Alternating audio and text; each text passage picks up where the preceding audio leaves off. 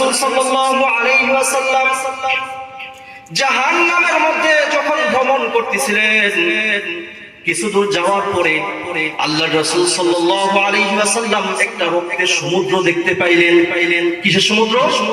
রক্তের সমুদ্র। আল্লাহর রাসূল সাল্লাল্লাহু আলাইহি ওয়াসাল্লাম দেখলেন সে রক্তের সমুদ্রের মধ্যে একজন ব্যক্তি হাবুডুবু খাচ্ছে। হাবুডুবু খাইতে যখন ওই সমুদ্রের কিনারায় ওই ব্যক্তি আসতে যায়, সমুদ্রের পাশ দিয়ে ফেরেশতারা দাঁড়ায় আছে পাথর নিয়ে।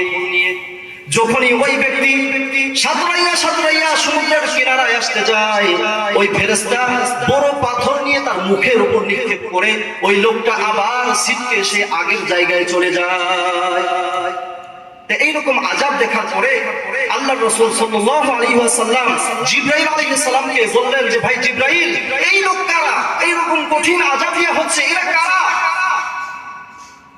ফেরেশতা জিবরাইল আলাইহিস সালাম বললেন, ইয়া রাসূলুল্লাহ, এরা হলো ওই সমস্ত ব্যক্তি যারা দুনিয়াতে সুদ খাইতো। তাহলে সুদ খাইলে পরপারে কি আপনার জন্য শান্তি অপেক্ষা করছে না শাস্তি? কথা বলেন, শাস্তি।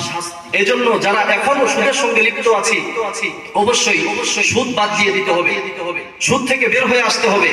2টা টাকা লাভের জন্য আপনি আপনার আখিরাত নষ্ট করতে পারেন।